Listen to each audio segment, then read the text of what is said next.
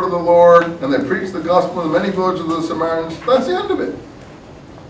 Well, what? Simon becomes their friend after that? Is that it? I don't know what the outcome of this episode is. Oh, let it go. Then Philip meets the Ethiopian queen's eunuch, which is a very important little episode. I don't have time yet to cover it. I hope we'll get to it. And then, because he's on his way somewhere, he's on his way south, but he ends up going north. He's on his way going to Gaza, I think, but he ends up in Caesarea in the north. He's supposed to be going south. Saul is breathing threats, and so on and so forth. Let me get on here. And then we get into chapter 9. 31. The churches throughout all Judea, Galilee, and Samaria had peace, and they were multiplied in the comfort of the Holy Spirit, etc., etc., etc. Then Peter was traveling to Lud, and he meets someone called Enos. Enos is, of course, the name of Virgil's hero that founds Rome. And I'm sure that Peter didn't meet someone called with the name of Enos. They're just pulling these names out of whole cloth here. And he was paralyzed. And of course, I think Peter cures him or whatever. And the people in Lydda heard about this.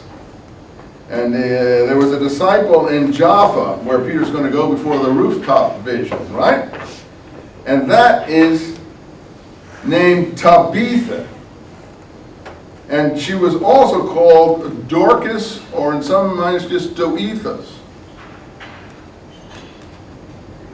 And so Peter goes there, and Dorcas, or Doethus, Dositheus, wants him to do some curing, and then he turns to Tabitha,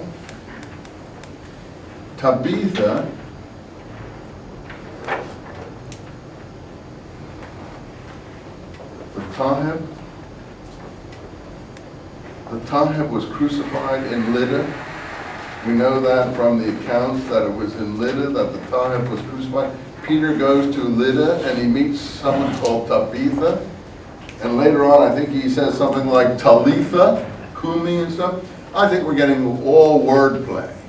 Oh, and even more than that, apparently the place where the Taheb was arrested was, I think it's called in Josephus, Tahabatha. Tahabatha is the place where the Taheb is arrested. So you say, what are you saying, Eisenman? This is a superficial tissue laid over all these other events. That's what I'm saying.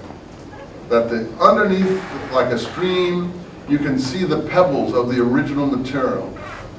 That is Tahabatha, the Taheb, etc., or Tathaba, I don't know, you have to look at Josephus to get the actual place. And then this becomes some unknown person who has two names.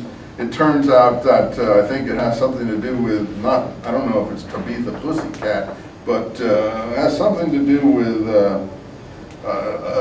Dorcas, Doetus, meaning a doe. I'm no way that I can, Acts, there's no way to deal with Acts' narrative. There's no way whatsoever. But you can see, perhaps, underneath the surface, some of the things Acts is playing with. Anyway, I leave it at that, but that's a quasi-proof, not a complete proof, I grant you, that Acts is aware where funny things were going on at Lydda that had to do with the Taheb who was arrested at Tahabatha.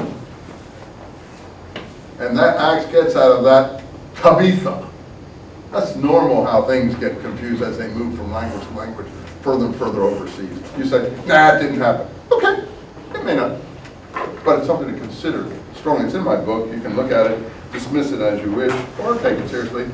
I was like astonished when I began to look at all the wordplay there. So, okay. So let's go back to the Garden of Gethsemane here. So he takes the two sons of Zebedee and Peter, and I guess he kind of does another of these transfigurations between the inner three. The inner three is another huge problem because the inner three in Paul are Cephas, John, and James, the brother of the Lord. The inner three in the Gospels are Cephas, or Peter, John and James his brother. Now, is there a shell game going on there? Is James his brother then moved over to the brother of John, away from the brother of Jesus? In Paul, James is the brother of Jesus. In the Gospels, James is the brother of John. Oh, you mean we're getting a multiplication of Jameses? There are 2 Jameses, 3 Jameses, 4 Jameses, perhaps. There's James the son of Alphaeus. There's James the brother of John. There's James the brother of Jesus, etc., etc., etc. I don't think those multiplications hold up. I think that they're presented either for a reason or out of ignorance, whatever. And one of the main proofs I would point out to you for there not being a James the brother of John is that Paul doesn't know any apostle called James the brother of John. He knows John, he knows James, he knows Peter and Cephas and so on. He knows Barnabas, but he's never mentioned once James the brother of John. Yeah, that's because you say he's already died. Oh no, Paul's functioning a little bit before James the brother of John dies. He should know about him. Now, what Paul does know, for instance, let me see if I can get, or rather what Acts knows is very interesting. Because notice, where Acts actually introduces James, the brother of Jesus, and does so as if he thinks that we already know who he is, this is, I think, around chapter 12. Yeah. And what's the first line of chapter 12? Oh, Herod the king, we don't know what Herod that is because Herod the king had already died 40 years before.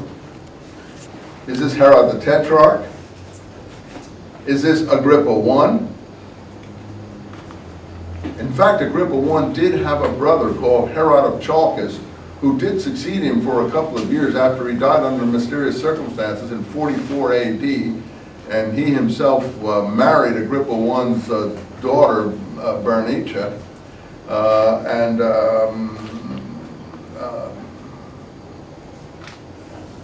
maybe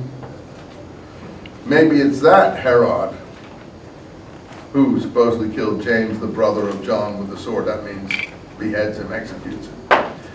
And this was pleasing to the Jews, as usual. The Jews always celebrate the deaths of all these poor people, which I don't consider historical for a moment. You say, well, you just want to rescue them. No, I don't. I just don't think that they celebrated the death of revolutionary leaders. No, I don't think so.